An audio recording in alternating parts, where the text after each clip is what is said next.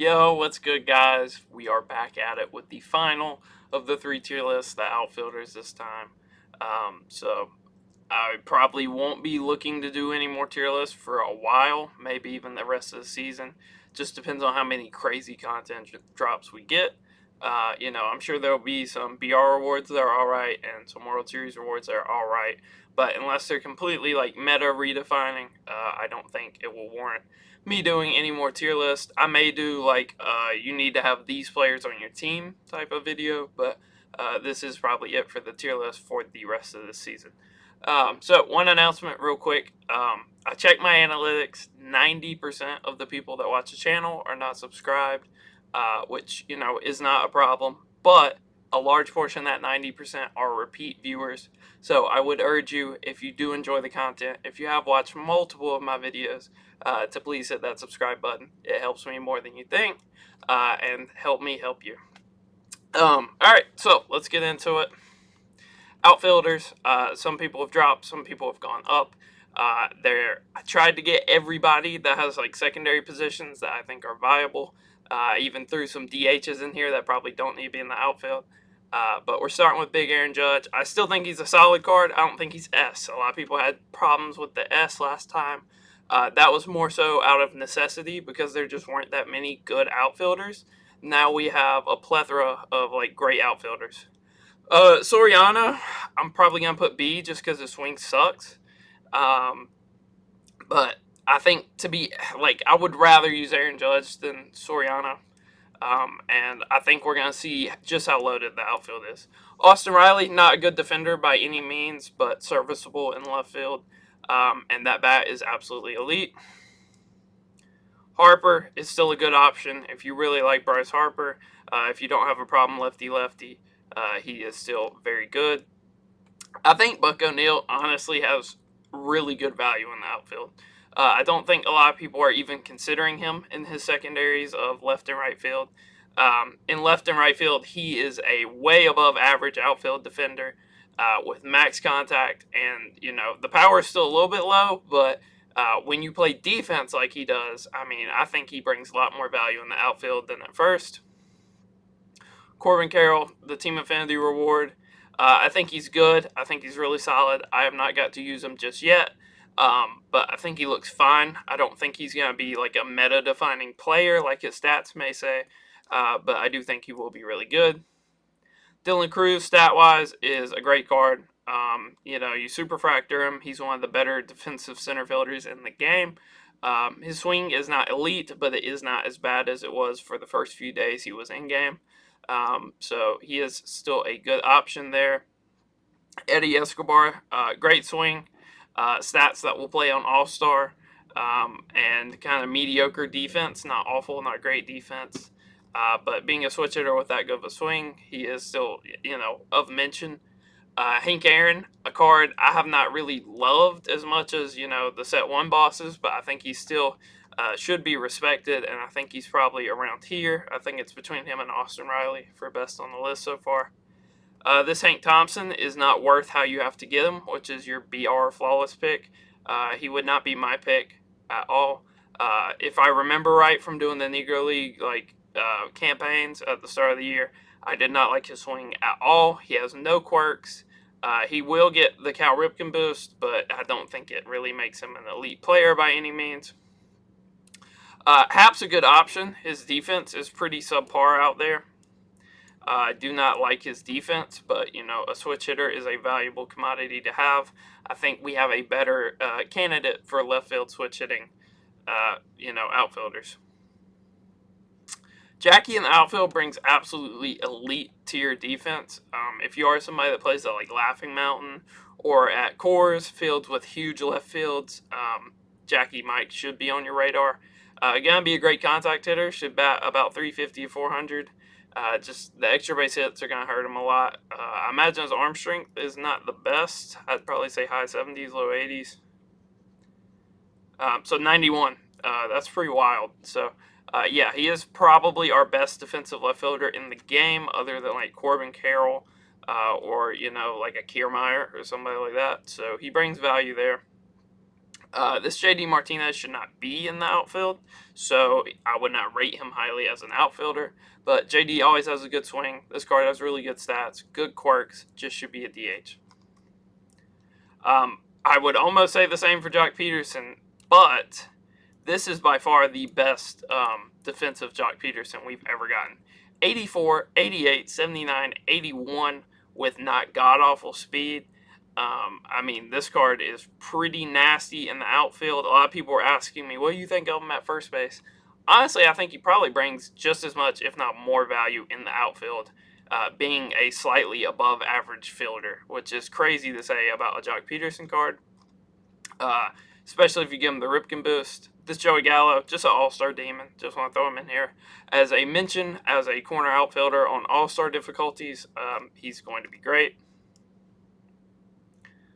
Don't know why Altuve got in. I was probably trying to put in a different second baseman that had a secondary. So if you don't see that very specific card, that's probably why. I probably misclicked. J-Ram in the outfield is so good. You get him some parallels. He has an argument for being one of the better defensive left fielders in the game. Obviously has that elite switch hitting swing, has crazy quirks. The only thing lacking is contact, but he does get the Ripken boost, which is going to help him out. I mean, this card is nasty. Absolutely love that J-Ram. Soto is A tier in the outfield, even with the Ripken boost. He does get the Ripken boost. I think that's going to make him so much better. 112 contact left instead of this 102 is kind of a big deal. And his defense really isn't that bad. It's just that he is so slow. He is so slow, and it's very noticeable when he's out there in the outfield. Definitely better off as a DH, but maybe you can play at a park with really cramped corner outfield spots like right field in Laughing Mountain or left field in Shieldwoods. He'd probably be a fine fielder there. So this Julio, really bad contact numbers, not even that fast, pretty bad fielder, just has a lot of pop. Gonna be another all-star demon card. I just think he's a little more viable than Joey Gallo. Schwarber, I gotta see just how bad his defense is. So you're looking at 70. Yeah, no. His true value is at catcher. This card should not be in your outfield. If you want to, DH him, you can make the argument for like an A tier card, but actually in the outfield, he should be in C tier. He's probably the worst fielder we have on the list, other than Eddie Escobar. This Tucker, very, very, very similar to the WBC card that we got. If you did like that card, you're going to like this one. He also gets the Ripken boost, which is going to help out his contact left and right. So he looks really good with that boost. Again, Booger and Bryce Harper, very similar cards. Just pick your poison. Which one would you rather have? Probably would not have both of them in the same lineup because that's a lot of lefties. But they are basically the same card. This Lars card could honestly have S tier potential with how good his swing is, but just no quirks and just being kind of mediocre at everything for the most part. Pretty much Jackie. He's pretty much Jackie. He trades some of the bad power for slightly worse fielding, but these two are very similar cards. Obviously, I would not play Lars in center field. This Luis Robert is just a slightly more viable version of that Julio. You would stick this card in a corner spot. He is maxed out against lefties, so that is super nice to see. Contact against righties is a little lackluster. The clutch is not absolutely top of the line. And the fielding in general is very bad, and he's slow, especially for a Louis Bob. But he does have a breaking ball hitter, so I would put him over J-Rod, but just know you probably need to put him in a corner spot. He should not be in center field. This Masataka is very similar to Lars. I would rate them pretty much the same. Lars has a little more pop. Masataka gets the Ripken boost if you want to put it on him. So I think that will get him max contact against both sides. Yeah, it will. So he will be max against both sides, max clutch. Above average fielding. It's not absolutely elite fielding, but it is very above average fielding. And he is probably faster than Lars, I believe. The only Downside with him is you could argue Lars has a better swing, and Lars has some quirks where Masataka does not. Matt Holliday, somebody I really don't like the swing of personally. I think his real value is at first base, being a below average outfielder. But he is not as bad as somebody like JD or Schwarber or even Ian Happ. Him and Ian Happ will play very similar in the outfield, I would imagine. So it's kind of just preference at that point. This Matt Olson as an outfielder is probably B tier. Basically, Joey Gallo. This card will rake for you on All-Star. You can probably get away with him on Hall of Fame. But he is so slow. He doesn't have the worst defensive stats. His arm strength is really, really, really bad. But the reaction's not that bad. It's just he is by far, I believe, the slowest player on the list so far. Should not be in the outfield. Maybe you can justify it at certain parks, but in general, he should not be in the outfield. This Max Clark looks fine. He's just mid. It would be how I would describe him. Really nothing, super above average about this card other than the speed and the arm strength. Very good, defensive center fielder. Think about if Kevin Kiermaier could hit at all. That's probably what this Max Clark would be looking like. Not a bad card, but not great either. In center field, he probably beats a lot of these guys, but in a corner spot, he doesn't bring that bat that you would really want. Brantley, absolutely, he's just too slow to be an above-average fielder in the outfield, and pretty bad reaction in general. But a lot of people like the swing. That's cool. DH him. I would not advise you having him in the outfield. Mickey still has an argument for the best player in this game. Just depends on how you are with the swing. Definitely the best defensive center fielder in the game, and will probably remain that for a good part of the year, unless somehow like Kevin Kiermaier gets a crazy defensive card, or they do Willie Mays justice with like a retro finest or something like that. Then Mickey or a Griffey card will probably be the best defensive center fielders. This Mike Cameron's really solid. I don't think he has the stats to exactly crack S tier. I'm not sure what his swing looks like either. Just really lackluster against righties. If this contact against righties was like 110, 115 even, this card would be S tier, no doubt. No quirks hurts him. He's fast, but not super fast. Has great reactions. If you get this card super fractured, he could have an argument for one of the better defensive center fielders in the game. He should get to a lot of balls. I don't know what that swing's looking like. I'm not going to put him up here with these other guys. Mitch Haniger is probably the only usable of those team affinity cards. I believe he has 99 durability. He does not. So he cannot get the Ripken boost, but he's already way above average against lefties. Kind of has those like inverse splits where he hits for power more against one side, contact more against the other, which you don't mind seeing. Not a terrible fielder. I think as far as like the affinity cards go, he is probably the best one. A lot of people absolutely love his swing, so I'm going to put him in the bottom of B tier. This Randy card, I think, has S tier potential. If you like his swing, I think he's S tier. Slightly above average contact against lefties, even more above average against righties, pretty much top of the line against righties. Absolutely top of the line power for sure. Has first pitch hitter, which is, it's a nice one to have. It's not absolutely necessary. Will have max clutch. Is not a god-awful fielder by any means, and will have decent speed. He is already a primary left fielder, so he's not going to take like a hitting or not going to take a fielding decrease when you move him. I was worried he was a center fielder. This card is a left fielder, so you stick him in left.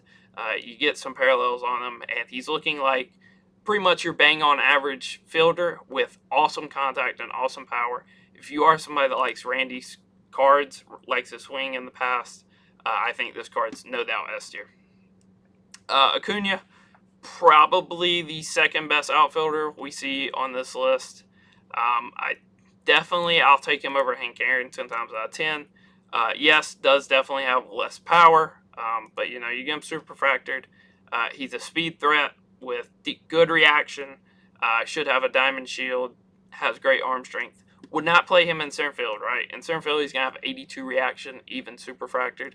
Don't think that's good enough for center, but as far as a corner outfielder goes, he is absolutely elite there.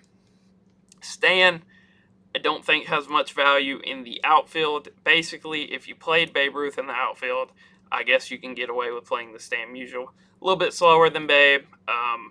Fielding's about the same. Really, you're playing him for his bat. I think he has much more value at first base. I think he's just too bad defensively to really justify. But out of all these poor, subpar defenders, I think he probably swings the best bat. So I think he is the most justifiable. This Willie Mays on the Old Timers team looks pretty crazy.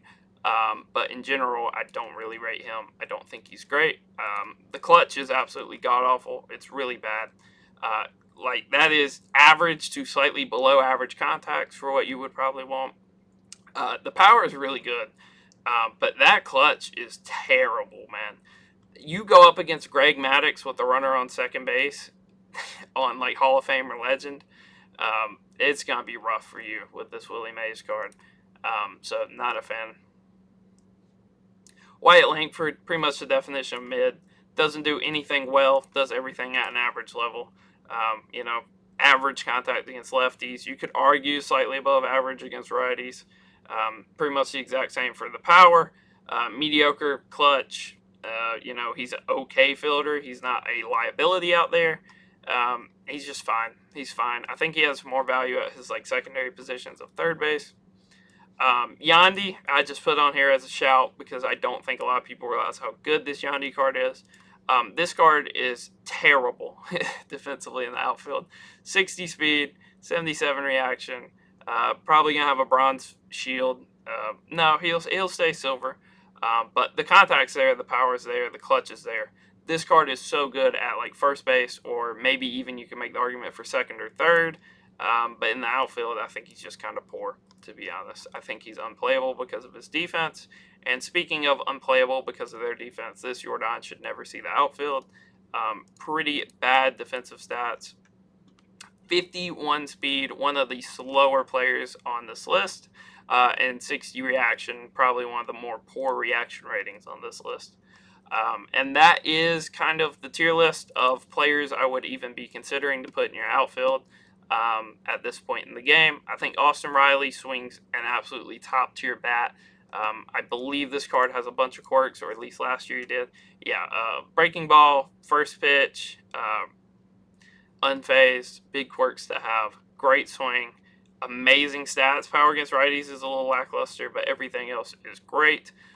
We'll have bang on average speed with decent fielding and mediocre reactions. I think he's probably the worst fielder in the S tier, especially because Randy is a primary left fielder and Austin Riley's going to lose 5 points playing left. But in general, I think these two are the only guys with bad defense that you should be starting on a God squad. All these other guys are absolutely top tier hitters and defenders. These guys all have one flaw in them, more or less. And then these guys have a glaring issue that I probably wouldn't even consider them.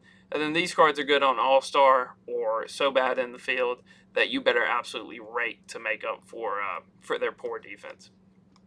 And yeah, guys, that is the Outfielders tier list. So if this did help you guys kind of construct your team, narrow down what you're going to be going for deeper into set 3, then feel free to like and subscribe. And until next time, peace.